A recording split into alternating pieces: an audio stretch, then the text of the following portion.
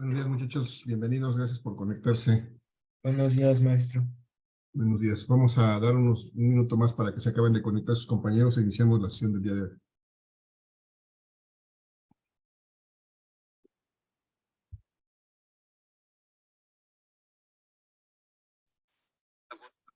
Incluso nuestro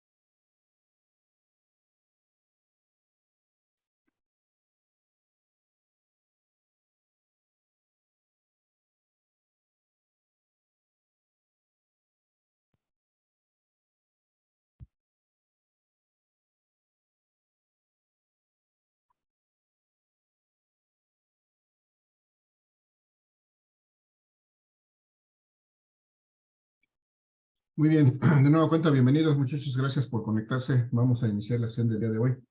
Vamos a continuar con la revisión del tema de la ley de Coulomb, unos ejercicios para que recordemos. Ya publiqué en su Classroom una serie de ejercicios que les invito a que realicen para que pues tengamos material para evaluar su evaluación continua y además para que se preparen perfectamente para el examen del próximo lunes.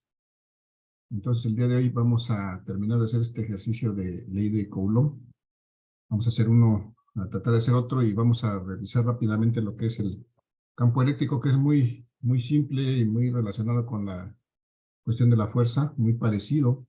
Entonces voy a compartir nuevamente mi presentación de ley de Coulomb para que acabemos ese ejercicio, muchachos. ¿Alguien tiene alguna duda, pregunta o comentario? ¿Algo quiera compartir con el grupo?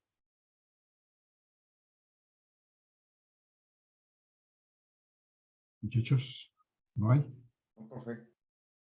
Bien, el día de ayer entonces veíamos que pues la ley de Coulomb nos permite calcular la fuerza entre dos cargas o dos cuerpos cargados eléctricamente y la forma original de la ley de Coulomb que incluye la constante de proporcionalidad K aplica solamente para cuando estas cargas o cuerpos cargados están en el aire vacío. Y resulta que esta constante K pues resulta de esta división entre 1 sobre 4pi por la permitividad absoluta del aire al vacío, que es un valor que ya conocemos, por ahí lo pusimos al principio de la lámina anterior, de 8.85 por 10 a la menos 12. Y hay una relación entre esa permitividad y la permitividad que puede tener cualquier otro medio que están aquí. Bueno, aquí tenemos entonces finalmente las tres ecuaciones que podemos aplicar para encontrar la fuerza entre dos cargas o dos cuerpos cargados, dependiendo de cuáles sean las propiedades del medio en el que se encuentran esos cuerpos. Si es aire vacío, podemos utilizar la constante K, pero si no, tenemos que sustituir por alguno de estos dos fracciones, en donde si conocemos la permitividad relativa del medio, tendremos que usar esta segunda. Voy a remarcarlas para que quedemos claros. Si conocemos el aire o el vacío, si es el aire vacío, esta es la ecuación que vamos a utilizar, o esta en su defecto, que es exactamente la misma, nada más que está en función de la permitividad. Si es aire vacío. Si es un medio diferente del cual conocemos su permitividad relativa, la ecuación que vamos a utilizar es esta. Cambia la primera parte de la ecuación, en donde se introduce la permitividad relativa. Pero si lo que conocemos de este medio es una permitividad absoluta, entonces tenemos que utilizar esta ecuación para calcular la fuerza de Coulomb entre dos cargas o dos cuerpos cargados eléctricamente. Y la relación entre estas permitividades está aquí dada por esta ecuación. La permitividad relativa es la permitividad de cualquier medio entre la permitividad del aire o el vacío. Esta permitividad relativa no tiene unidades. Las otras dos permitividades Estas son sus unidades. Entonces, nada más recalcando esa parte. Hasta aquí, muchachos, ¿alguna duda, pregunta, comentario? No, profe. ¿No? Gracias. Entonces, el día de ayer hicimos este ejercicio para calcular la fuerza resultante sobre una carga, esta carga 2 que está al centro de otras dos colocadas hacia sus costados. Vimos la forma de determinar la fuerza resultante sobre esta carga que está al centro y la expresamos tanto en forma unitaria como en forma polar. Y básicamente en eso consiste estos problemas, encontrar una fuerza resultante. Al final de la sesión del día de ayer estábamos resolviendo este ejercicio en donde encontramos finalmente la fuerza resultante ya, pero en forma unitaria. Y lo último que quedó pendiente es expresar esa misma fuerza resultante, pero en forma polar, que es lo que estábamos haciendo aquí en este esquema. Colocamos estas componentes de esta fuerza resultante en este esquemita para poder visualizar, dibujar ahí la fuerza resultante y recordar que esa fuerza resultante, cuando la queremos expresar en forma polar, pues tenemos que encontrar su magnitud, que es esta FR, y su dirección, que es este ángulo phi. ¿Alguien, muchachos, tuvo oportunidad de hacerlo? ¿Alguien lo hizo? ¿O lo hacemos en este momento?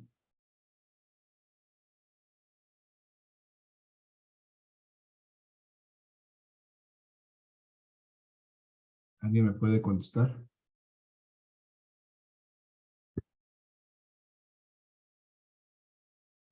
No, profe, hay que hacerlo. Ok.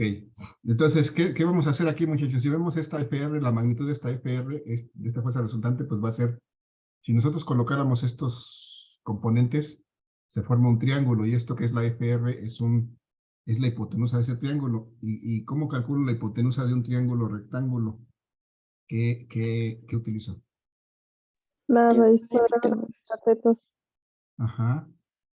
En este caso, mi fuerza resultante, que es la hipotenusa de ese triángulo, va a ser, pero nada más no es el vector, es la magnitud. Solamente voy a utilizar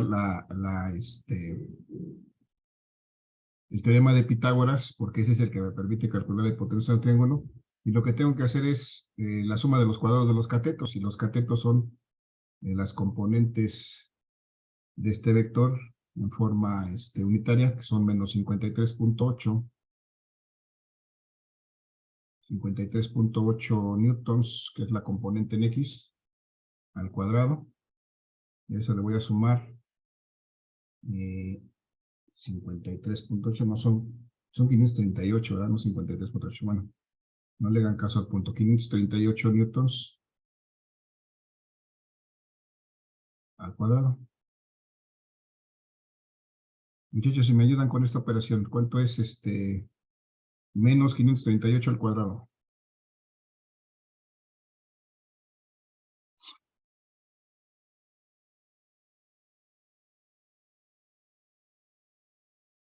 Con sus calculadoras, muchachos, 538 al cuadrado.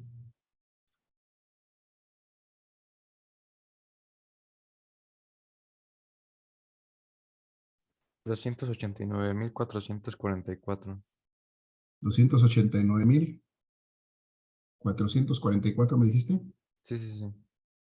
Y el otro es exactamente igual. Lo único que cambia es que el otro tenía signo. Entonces, si sumamos estas dos cantidades, por favor, ¿quién me ayudó con esta operación? Higuera. Ahorita lo subo. Ok, Da 700, la suma de las dos son 500, 760, ¿no, profe? .84. después de la raíz, pero antes de la raíz son 400, 500, ¿qué? 578,888. Ok, gracias, 578,888.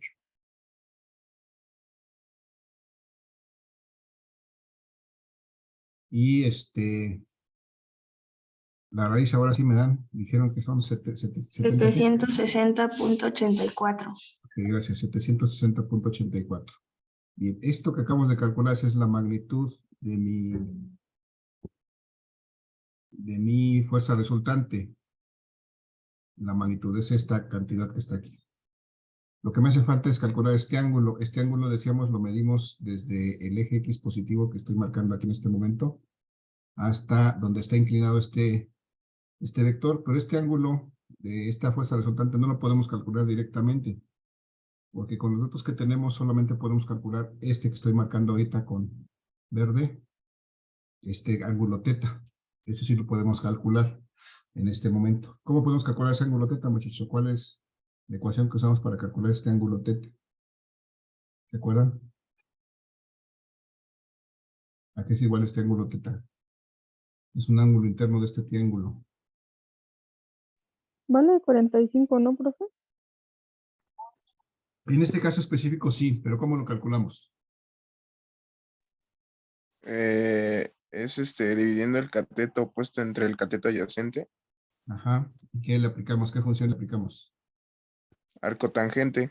El arco tangente. Entonces este ángulo es la tangente a la -1 o la tangente inversa de la cocano del cateto opuesto entre el cateto adyacente. Y además el valor absoluto de eso.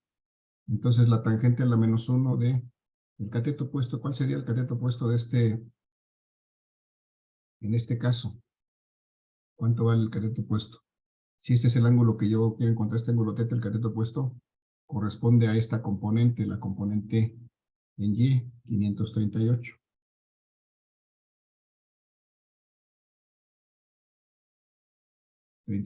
Y en este caso, pues la componente, el cateto adyacente va a ser el menos 538.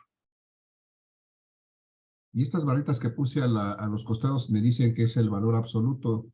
Eso me dice que debo de tomar solamente los valores. Me olvido del signo. Esto es, o cualquier valor negativo lo convierto a positivo. Eso es lo que me dicen esas barritas. Entonces, me queda esto que el ángulo teta es igual a la tangente a la -1 o a la tangente inversa o el arco tangente, como le quieran llamar, de este valor. 538 entre menos 538 me queda -1, pero si no le hago caso al signo, me queda la tangente a la -1 de 1. ¿Cuánto me da eso? 45. 45 grados, muy bien. Ese es el ángulo teta. Pero mi resultante tiene un ángulo aquí formado por esta. Más bien, ¿cuánto vale mi ángulo phi? ¿Cómo puedo Serían calcular ese ángulo phi? 180 menos 45. Ajá. Este ángulo phi va a ser igual a 180 grados 135. menos este que acabamos de calcular, este ángulo teta, es decir, 180 grados, voy a ponerlo aquí, 180 grados menos 45. 45 grados. Y entonces esto va a ser 135. Y entonces ahora sí, finalmente voy a escribirla aquí arriba porque ya me amontoné mucho aquí abajo. Voy a escribir aquí arriba mi fuerza resultante, pero en forma polar. Mi fuerza resultante, mi vector de fuerza resultante en forma polar va a ser su magnitud que calculamos aquí abajo en 760.84. Creo que sí me dijeron 84 y casi puse 89 ya. Sí, profe, son 84. 84. 84 newtons con un ángulo de 135 grados. Y bueno, ahí está ya mi vector resultante, mi vector de fuerza resultante expresado en forma unitaria. Si no me hubieran, perdón, en forma polar. Si no me hubieran pedido expresarlo en forma polar, hasta aquí donde habíamos llegado ayer, otra vez esto que estoy resaltando, hubiera sido suficiente, pero si me piden en forma polar, pues tengo que hacer esta última parte. Calcular la magnitud y calcular la dirección con este proceso que ya vimos. Si ya nos recordamos eso, muchachos, seguramente lo vieron bien con el profe Gil, eso es mucho de lo que él maneja muy bien. Sí, profe. Oiga, profe, una pregunta. Eh, Entonces, por ejemplo, cuando las cargas no forman un triángulo, lo que da como resultado, ya se pone, o sea, ya para ya no hacer, porque pues no se puede hacer este proceso. Entonces, lo que ya da, por ejemplo, si las cargas, pues nada más hay dos, un ejemplo. Sí. Nada más se pone el resultado que dio, o tenemos que hacer otro proceso. Si nada más hay dos cargas, ¿o cómo? Ajá, como el primer ejemplo que vimos, que nada más habían, creo, dos, No, o no me también eran acuerdo muy bien, tres, pero. nada más que estaban Ah, ¿sí? alineadas. Bueno, Esas tres pero, estaban alineadas. ajá, Sí. pero se pone el resultado que da o nada más es que por lo regular que veíamos con el profe, pues eran puros triángulos. Entonces, pues no, ya no me De hecho, acordaba cómo hacer lo de de la hecho, el proceso es el mismo. Si tú repites este proceso, o sea, aquí nosotros nos saltamos de alguna manera para llegar a esto, nos saltamos este último proceso que hicimos, pero lo podemos hacer, aunque está de más, porque pues vas a llegar a este mismo resultado. ¿Qué hacemos? O sea, si sacamos el cuadrado de este y el cuadrado de esta, pues al final me va a quedar que es este mismo número.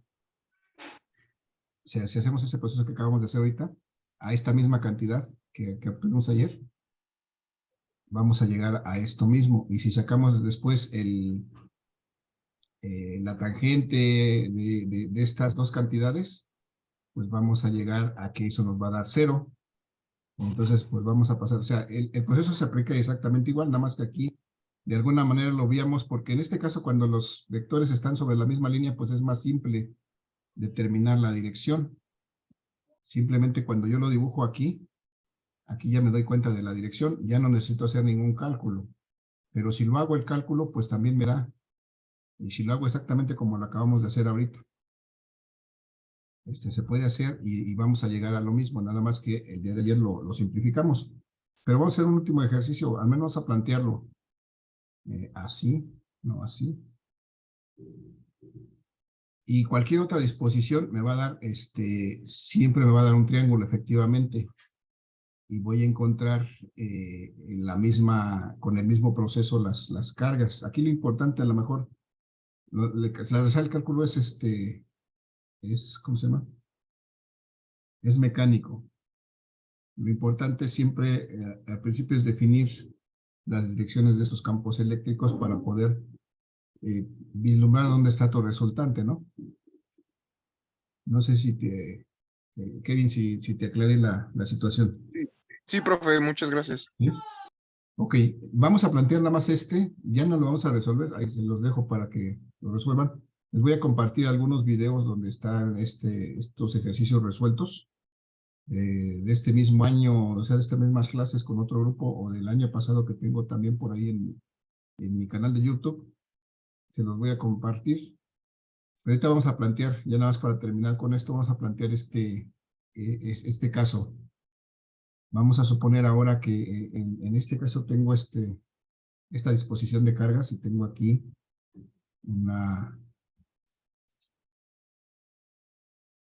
están en un medio diferente al aire o el vacío, con una permitividad relativa, por ejemplo, de 5. Y entonces vamos a ver cómo vamos a calcular, cómo vamos a encontrar la resultante. En este caso me dice que encuentre la fuerza resultante sobre la carga Q1. La carga Q1 es esta que está en el vértice de esta cruz que se formó con estas líneas. Esta es la carga 1 y ahí queremos la fuerza resultante. Muchachos, entonces, ¿cuál es el proceso que vamos a seguir? Igual que en los casos anteriores, lo primero es determinar la dirección de las fuerzas que se generan sobre esa carga. Es decir, primero, la fuerza 2 sobre la carga 2 sobre la carga 1. ¿Hacia dónde apunta la fuerza que genera la carga 2 sobre la carga 1? Muchachos, ¿alguien me puede decir?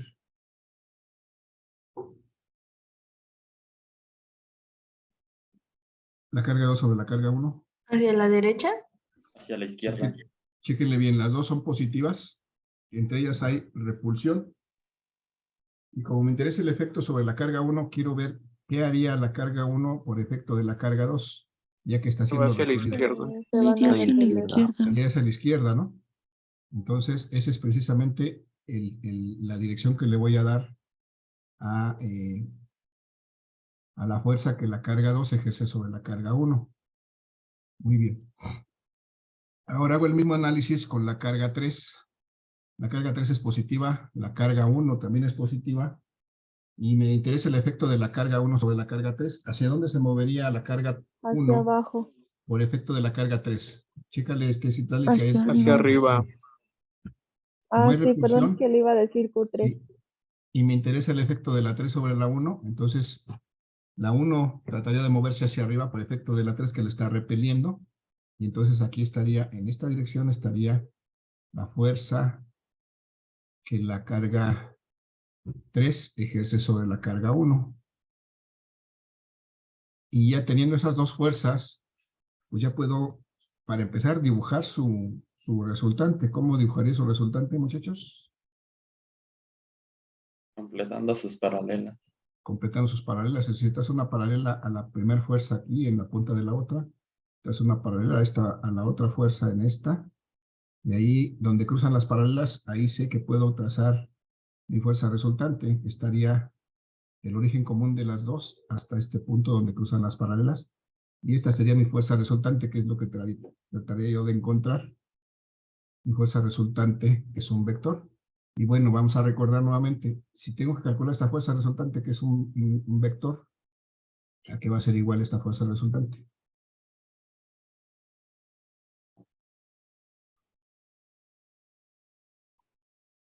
¿Qué es igual esta fuerza resultante, muchachos?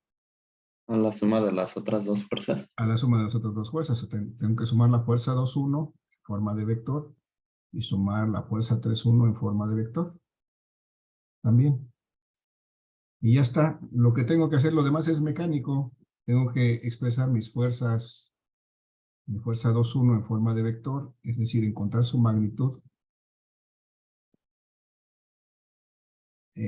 y su dirección en forma de un ángulo.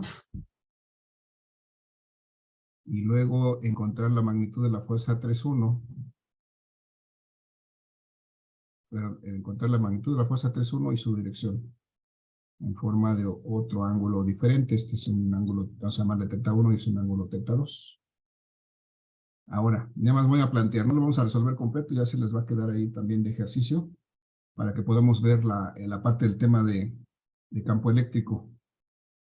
¿Cómo voy a calcular esta fuerza 2,1, sabiendo ahora que tiene está en un medio que tiene una permitividad relativa de 5?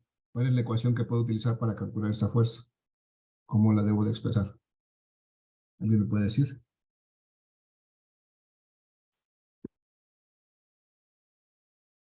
Ya no va a aplicar la constante K de Coulomb porque ahora es un medio diferente. ¿Cuál es lo que debo de aplicar? 1/4pi por la permitividad relativa por la permitividad del vacío. Sí, muy bien, gracias, Ángel. 1/4pi por la permitividad relativa por la permitividad absoluta del aire o el vacío. Eso es ahora en lugar de la constante K. Y desde luego vamos a multiplicar por la carga, en este caso la carga 2 y la carga 1, entre el cuadrado de la distancia que existe entre la carga 2 y la carga 1. No está puesta aquí, no sé, aquí está. La distancia entre la carga 2 y la carga 1 es esta. De aquí a acá, esta es la distancia entre 2 y 1. Que en este caso son iguales, pues. Pero ahí está. La distancia entre 2 y 1. Y así lo mismo hago con la 3 y la 4. Aquí a lo mejor lo más interesante sería después determinar, una vez que calculo la magnitud, eso ya lo pueden hacer ustedes. La fuerza 2,1 entonces en forma de vector va a ser su magnitud que podemos calcular aquí. Con su dirección, ¿cuál sería su dirección, muchachos, de esta fuerza 2,1? ¿Cuál sería el ángulo de esta fuerza 2,1? 180. 180 grados. Y luego, si hiciéramos lo mismo con la fuerza 3,1, calcular su magnitud, pues vamos a aplicar una ecuación similar a la de abajo. Solamente van a cambiar los valores de las cargas y la distancia, porque va a ser la distancia en la carga 3, entre la carga 3 y la carga 1, que en este caso es igual. Pero, ¿cuál sería el ángulo de esta 90. fuerza 3-1? 90 grados, muy bien. Y una vez que tengamos las magnitudes y ya tenemos estos ángulos, pues podemos pasar sin ningún problema estos mismos vectores a la forma unitaria y sumarlos para encontrar su resultante. Y una vez que encontramos su resultante en forma unitaria, pues nos queda, lo último que nos queda hacer es lo mismo que acabamos de hacer hace ratito, pasar esa forma unitaria a la forma polar. Entonces, si se dan cuenta, pues es un proceso pues, bien establecido. No hay pues no hay mucha diferencia en cada caso. La particularidad es la disposición de la carga, el tamaño de las cargas, pero el proceso es exactamente igual. ¿Sí o no, muchachos? ¿Alguna duda, pregunta?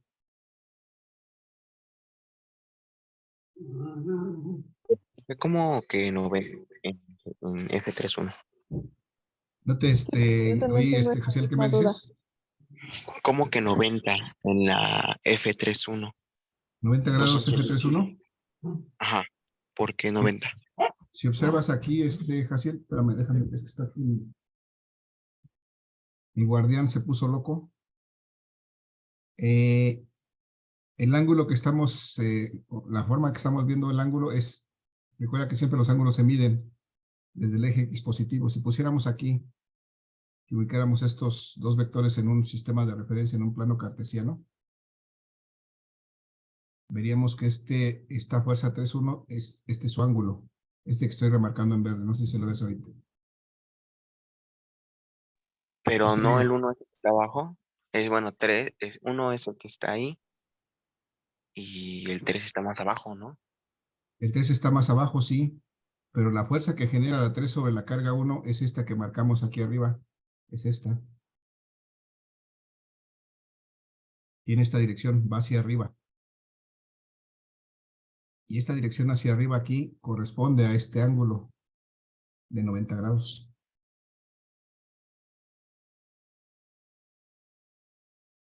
¿Sí o no? Si estás de acuerdo o no estás de acuerdo, no queda claro, paciente. Un poquito, un poquito. A lo mejor ahí está un poco, como está un poco encimado, pero si yo lo redibujara aquí, por ejemplo, mira, si yo lo dibujo aquí y veo y dibujo también la fuerza, esta es la fuerza que la carga 2 ejerce sobre la 1. Y esta es la fuerza que la carga 3 ejerce sobre la 1. Entonces, ¿cuál es el ángulo de la fuerza que la carga 2 ejerce sobre la 1? Pues un ángulo que yo mido desde aquí hasta acá. Son 180 grados, y por eso le pusimos ahí 180 grados. ¿Cuál es el ángulo de la fuerza que la carga 3 ejerce sobre la 1? Pues es un ángulo que está medido desde aquí hasta acá. Aquí son 90 grados. Y aquí son 180 grados.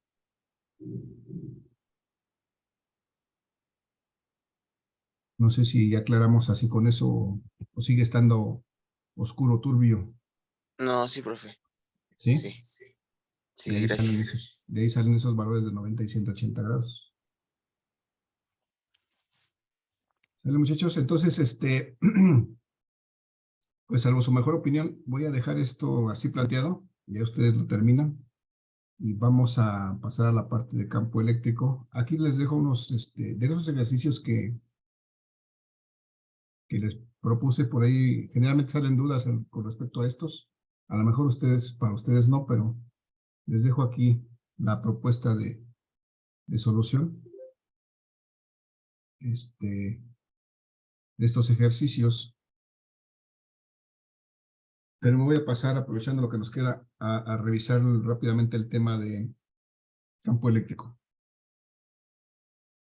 ¿Les parece bien? Muchachos, para recordar rápidamente el campo eléctrico. Nos quedan 10 minutos. Si se termina la sesión, bueno, nos conectamos otros 8 o 10 minutos para terminar de revisar esto. Por si no me doy cuenta, luego me emociono demasiado y ya no me doy cuenta que se acaba la sesión. Pero nos reconectamos sobre el mismo link Entonces voy a compartir ahora mi presentación de campo eléctrico. Acá está. Y entonces aquí en campo eléctrico vamos a recordar que pues lo que tengo aquí representado son las cargas o cuerpos cargados. Y algo que hay que recordar es que una carga positiva siempre tiene líneas de fuerza o de campo eléctrico que salen de ella. Y una carga negativa siempre tiene líneas de fuerza o de campo eléctrico que entran a ella. Estas líneas son las que me permiten precisamente representar un espacio, un área alrededor de estos cuerpos cargados, que es donde se manifiesta los efectos eléctricos. Esto es el campo eléctrico, una región alrededor de cuerpos cargados que podemos nosotros de alguna manera representar con estas líneas de fuerza o de campo. La forma de que lo vamos a calcular, pues es lo que vamos a ver más adelante. Bueno, creo que no es la lámina, es una lámina de ejercicios, pero bueno, ustedes saben calcular. Aquí lo vamos a hacer también. Saben la definición del campo eléctrico. ¿Alguien se acuerda qué es el campo eléctrico? ¿Cómo calculamos el campo eléctrico? ¿Qué hacemos para calcular el campo eléctrico? Es la fuerza entre una carga es igual a la constante de la proporcionalidad por una carga sobre la distancia al cuadrado. Ajá, muy bien. Por definición, el campo eléctrico es la fuerza por unidad de carga. Entonces, y para poder determinar el campo eléctrico necesito colocar una carga de prueba en algún punto del espacio. Y para que haya campo eléctrico no se necesita efectivamente más que una carga. Esto es, si tengo una carga aquí, un cuerpo carga, una carga, aquí voy a poner esta carga, voy a poner una carga positiva, y quiero saber el campo eléctrico. A todos alrededor hay campo eléctrico. Este campo eléctrico pues está variando su tamaño. La intensidad de este campo eléctrico cambia su tamaño. Depende en qué punto del espacio quiera yo determinar este campo eléctrico. Voy a colocar ahí una carga de prueba. Bueno, no sé si lo vieron con el profesor. Una carga de prueba es una carga 0. Y entonces esta carga de prueba por definición es puntual, unitaria y positiva, pero me permite determinar la dirección y la magnitud del campo eléctrico en este punto. Desde luego, esta carga de prueba se coloca a una cierta distancia y esta carga pues tiene un cierto valor. Esta carga es unitaria, o sea, tiene un valor de 1, de tal manera que cuando hago la operación no me afecta. Y lo que me permite es determinar la dirección del campo eléctrico. Nuevamente, como hacíamos antes, si unimos esta carga con esta carga de prueba, podemos determinar la dirección de este campo eléctrico considerando que esta carga siempre es positiva, unitaria y puntual. Pregunto, muchachos, ¿y el campo eléctrico tiene la misma dirección que la fuerza? Entonces, si hacemos este análisis, la carga 1, que es positiva, sobre esta carga de prueba Q0, que también es positiva, ¿hacia dónde apuntaría la fuerza que genera la carga 1 sobre la carga de prueba? ¿Hacia la derecha o hacia la izquierda? La derecha. Hacia la derecha, porque entre ellas hay repulsión. Entonces, lo que haría la carga 1 sería tratar de alejar a la carga de prueba, y entonces esta es la dirección del campo eléctrico, que también es la misma dirección que tendría la fuerza. Porque se dan cuenta aquí, el campo eléctrico es la fuerza entre esta carga de prueba. Y efectivamente, como nos decía, me parece que fue Josafat, este campo eléctrico se determina de esa manera. Si es aire vacío, tiene que ser la constante K por la carga que genera el campo, en este caso la carga 1, entre el cuadrado de la distancia que separa estas dos cargas. Si se dan cuenta, esto es también muy parecido a la ecuación de la fuerza de Coulomb, solamente que solamente interviene una carga, que es la carga que genera el campo. La otra carga solamente me sirve para determinar la dirección de este campo eléctrico. Pero la forma de determinar esto es exactamente la misma que hemos visto para la fuerza cuando hacemos ejercicios al respecto. Tengo aquí, muchachos, estos tres casos tengo una carga 1 de un nanocoulomb y a una cierta distancia una carga de prueba. Entonces aquí tengo ya marcada la dirección de este campo eléctrico.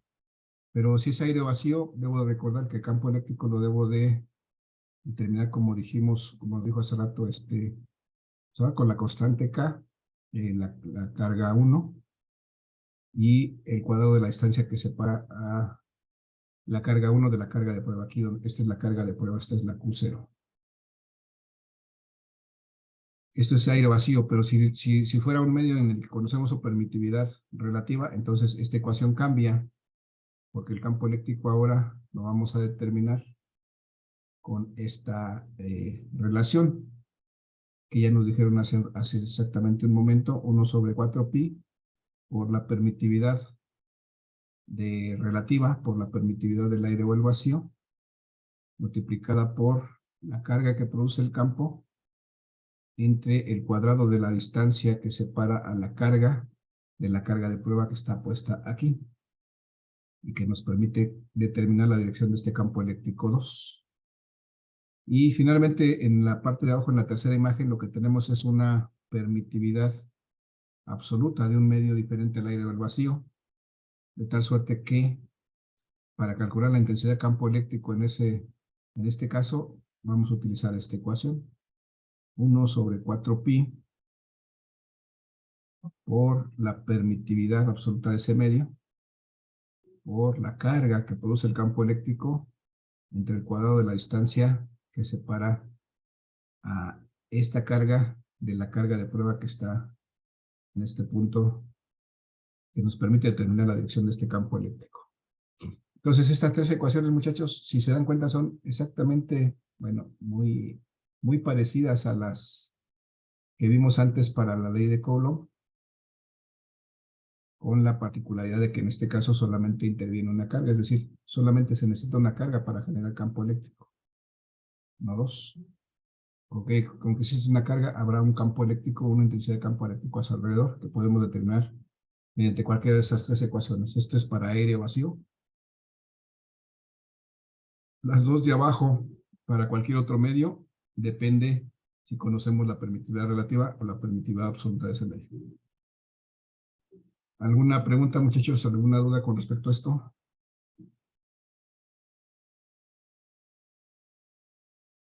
¿No? No, No, profe. profe. Ok, nos quedan 2 minutos en el reloj y como 8 más. Vamos a tratar de hacer un ejercicio rápidamente. Este es muy similar al primero que hicimos, así como hicimos en el de fuerza.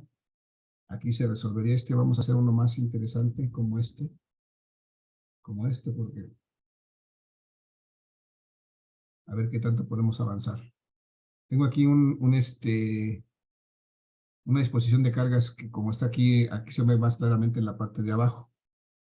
Tengo unas dos cargas aquí, dos cargas positivas horizontalmente alineadas, y por encima de la segunda carga, que es esta Q2, tenemos colocado una carga de prueba. Esta carga de prueba me permite determinar la dirección del campo eléctrico que cada una de estas cargas genera sobre este punto. Como el campo eléctrico es una cantidad vectorial, y cada carga genera un campo eléctrico sobre este punto, sobre esta carga de prueba, entonces el campo eléctrico resultante es la suma de los dos campos eléctricos, la suma vectorial de los dos campos eléctricos. Así como antes la fuerza resultante fue la suma de las dos fuerzas, aquí el campo eléctrico resultante es la suma de los dos campos eléctricos. Y se hace de la misma manera, muchachos. Para poder determinar la dirección del campo eléctrico, unimos nuestras cargas con una línea y hacemos el análisis de forma similar a la fuerza. ¿Cuál sería la dirección que tendría la fuerza que se aplica sobre la carga de prueba en este caso? Y esa misma dirección es la que tiene el campo eléctrico que genera la carga 1 en este caso con respecto a esa carga de prueba. Y hacemos lo mismo con la carga 2. Y me dan estos dos vectores azul y verde, que son los campos eléctricos 1 y 2. Nos queda menos de un minuto, muchachos. Nos reconectamos para continuar.